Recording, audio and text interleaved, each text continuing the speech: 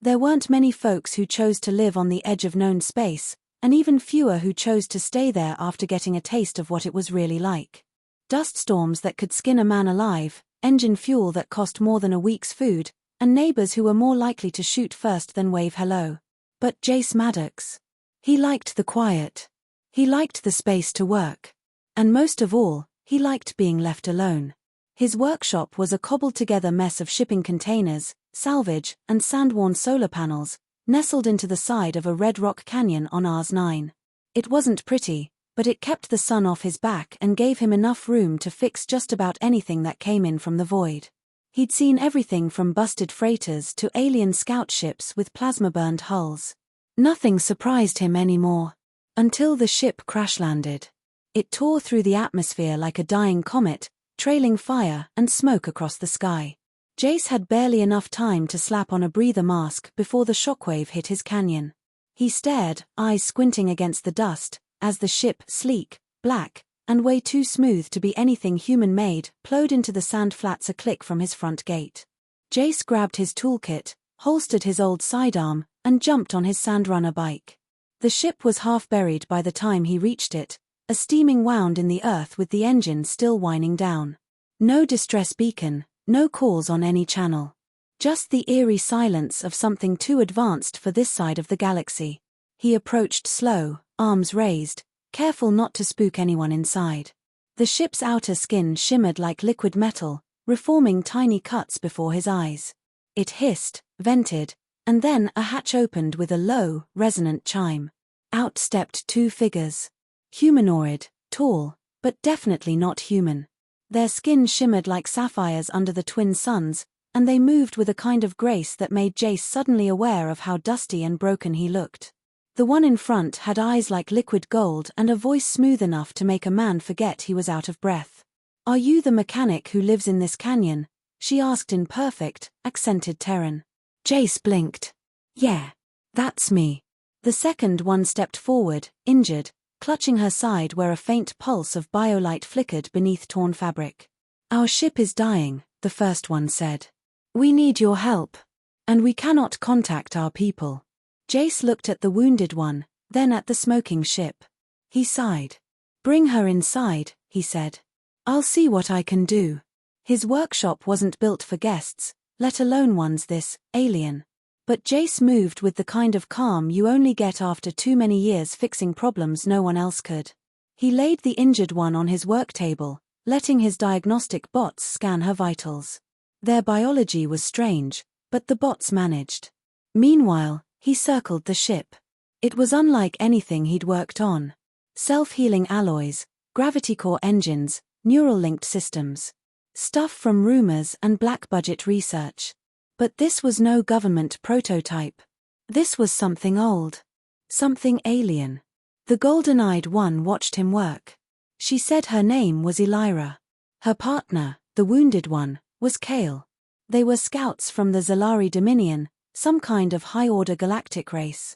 Jace had heard whispers about them, but never this far out. "We weren't supposed to land here," Elira said. "We were ambushed near the subspace lanes. We escaped, but the core drive was critically damaged. We needed to hide, and this planet was the closest with a breathable atmosphere." Jace nodded, hands buried in a tangle of coolant lines. "You're lucky. Most folks would have shot you on sight. And you didn't," she said, stepping closer. Jace shrugged. "Didn't see a reason to. Yet." Her eyes glinted with something between amusement and curiosity. "He spent the night working." The ship's core had fried out mid-jump, fusing its internal circuitry like melted bone. It needed a total bypass. And that meant pulling half the ship apart to reroute its neural interfaces. At some point, Kale woke up. She was weaker than Elira but sharper. Watched him like a hawk, especially when he crawled into the ship's ventral guts. She asked questions. Precise ones. "Why do you live alone?"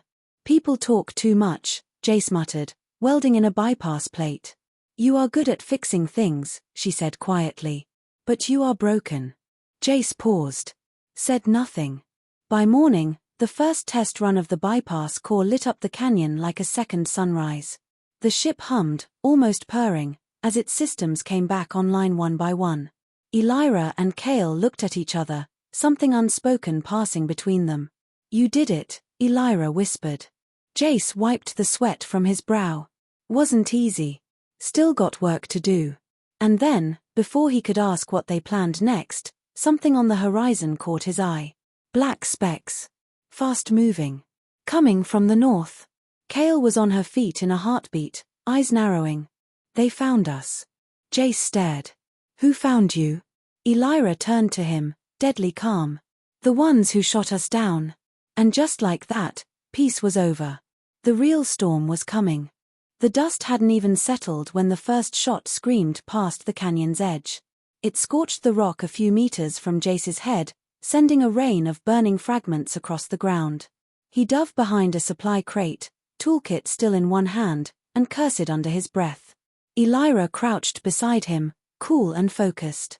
Her skin shimmered faintly as she activated some kind of defense field. Kale, though still recovering, had already taken a position by the ship's landing strut, a sleek alien rifle materializing from her arm like it had been hidden in her skin. Jace peeked over the edge of the crate. The attackers were closing in, 6 skimmers, each loaded with armed figures wrapped in scorched metal armor. Their weapons glowed with the eerie purple shimmer of disintegration tech. "Who the hell are they?" Jace asked, ducking back. "Mercs," Elira said. "Hired blades. We stole something they want." Jace gave her a look.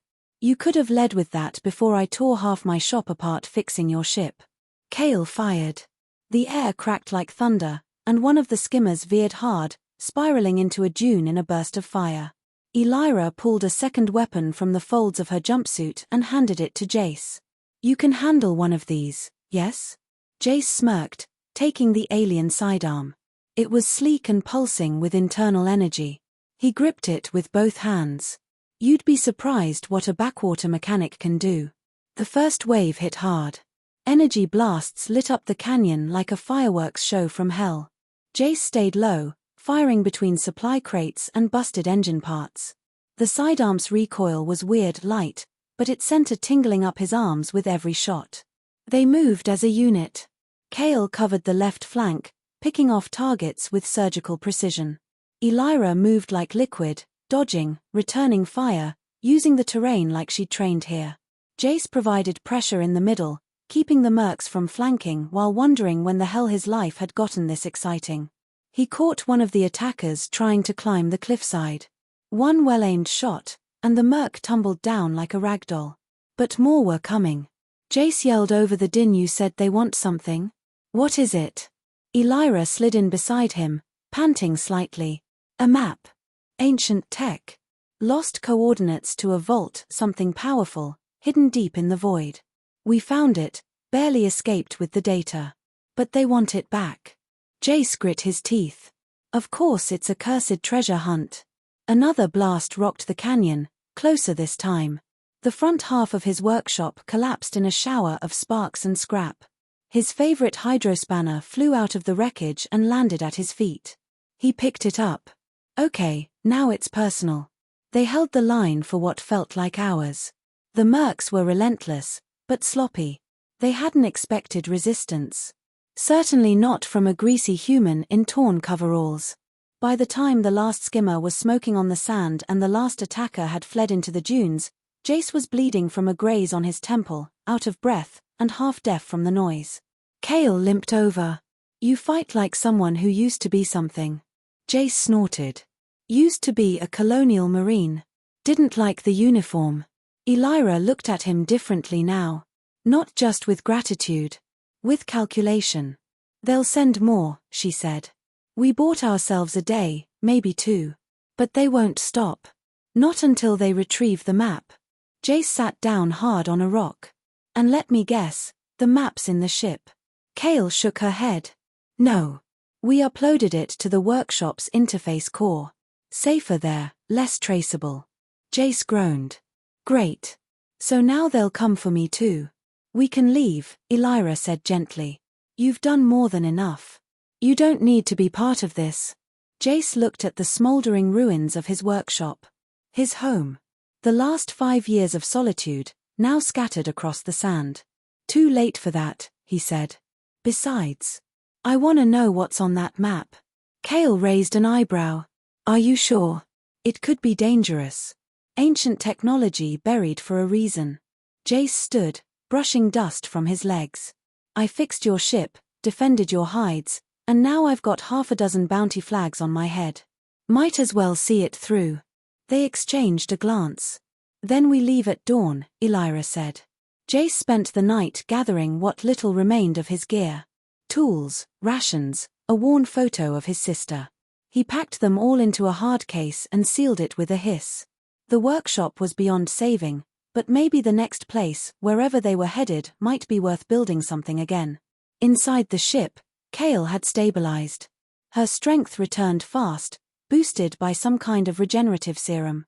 She watched Jace like she was still trying to figure him out. You are not like others we've met, she said softly. Jace looked at her. Most people don't like getting involved. It's safer to stay on the edge. Out of the way. But you didn't. No. I didn't. There was a long silence. The vault, Kale finally said, is hidden in a sector no one dares chart.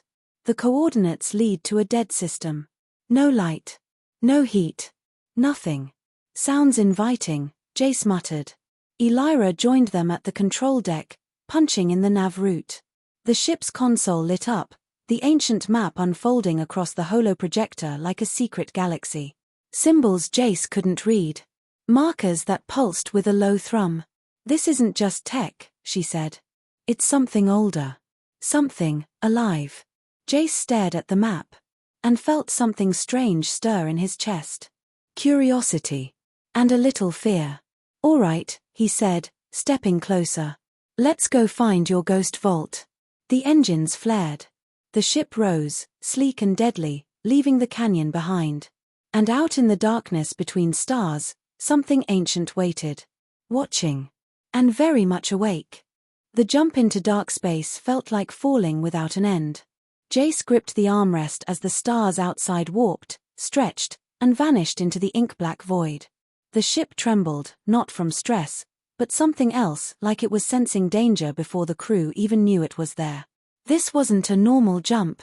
The old neural engine hummed with a low, almost sentient vibration, like it didn't want to go where they were headed. This doesn't feel right, Jace muttered. Kale stood over the navigation console, fingers flying over glowing glyphs. Because it isn't. We're entering the veil. The what now? Elira glanced back. Uncharted space. No stars. No planets. Just a black sector wrapped in static anomalies. Something inside it blocks long-range sensors and faster-than-light comms. It's not just empty. It's waiting. Perfect, Jace said.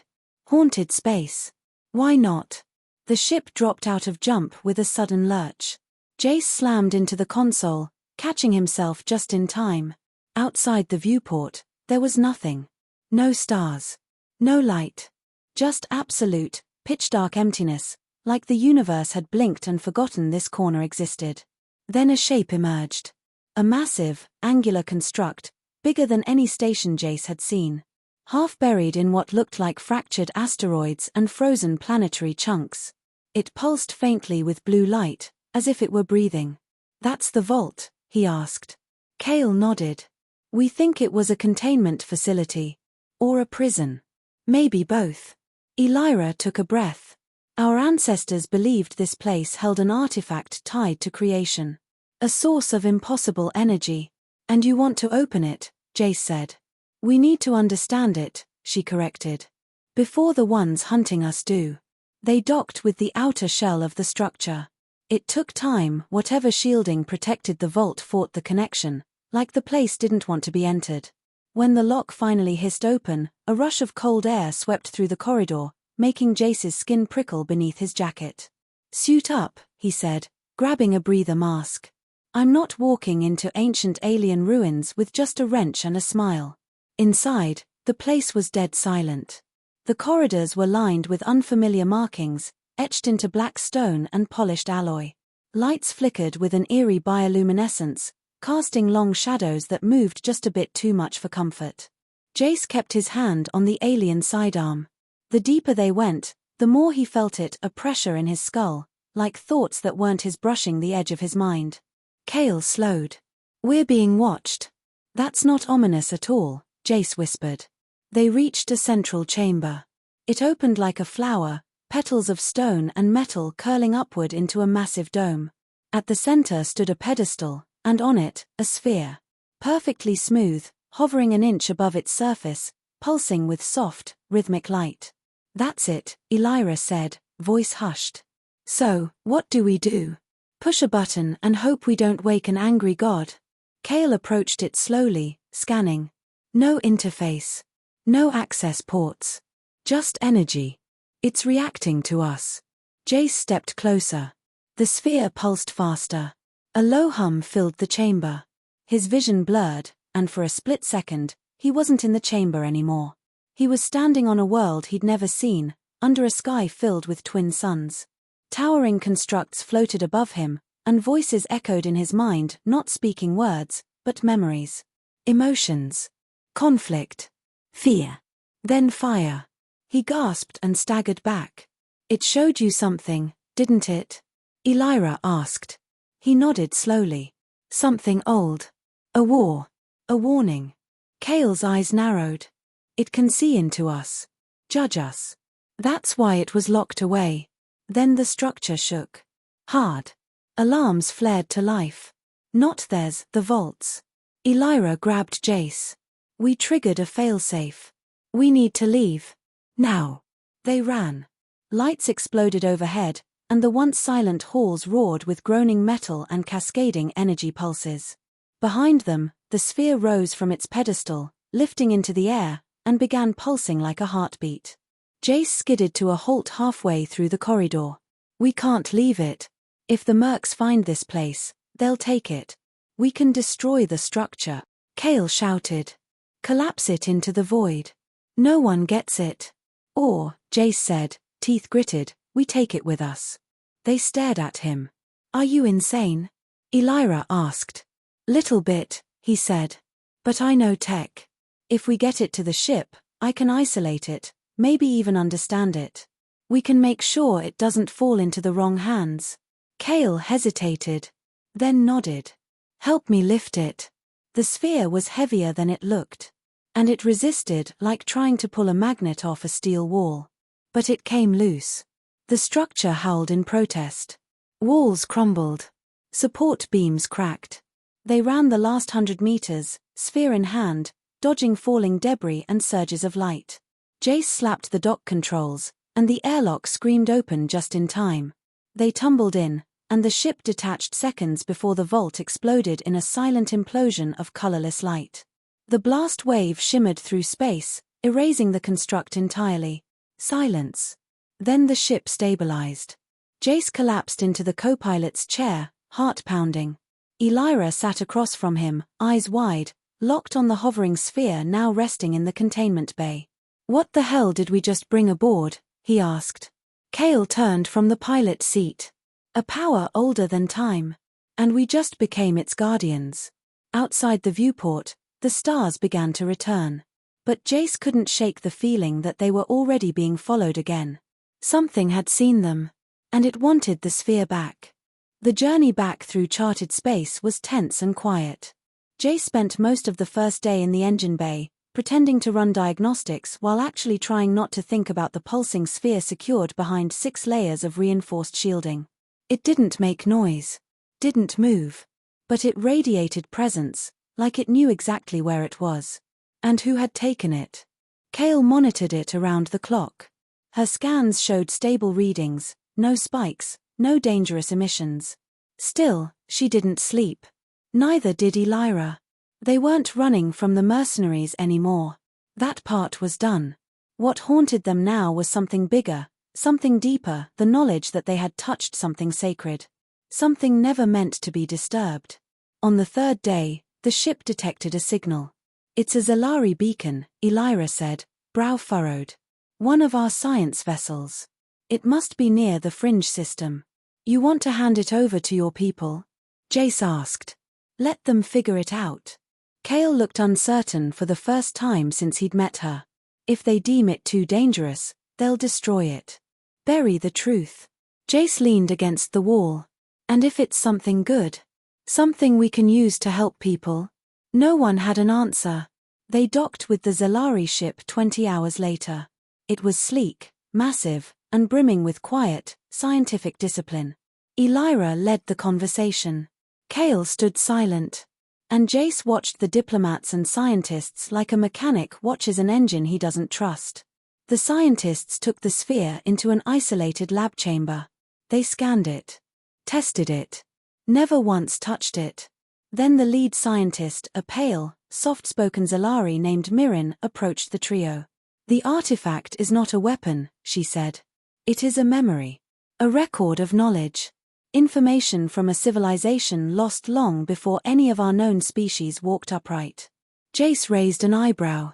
So, like an alien library? Yes. But living. It shares what it deems you worthy of knowing. Elira stepped forward. And what did it share with you? Mirin gave a small, almost reverent smile. The beginning of the stars. And what came before? There was a long silence. Kale crossed her arms. So what now? We will build a sanctuary around it, Mirin said. It will not be studied as a weapon, nor buried out of fear. It will be protected. Preserved. And if one day, it chooses to speak again, we will be ready to listen. Jace exhaled slowly. For the first time since the canyon, he felt the weight on his shoulders ease. They stood together in the hangar bay as the ship prepared to depart. Kale turned to Jace. You never had to help us. You could have walked away. He shrugged. Yeah, well. Turns out I'm not as broken as I thought.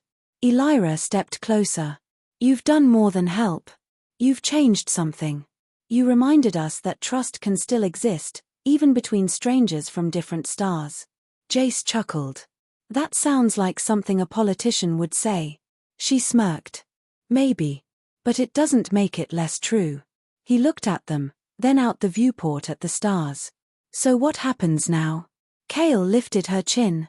We keep moving forward. There are still things out there worth discovering. And others who will try to take them for the wrong reasons. We won't let that happen. Jace nodded slowly.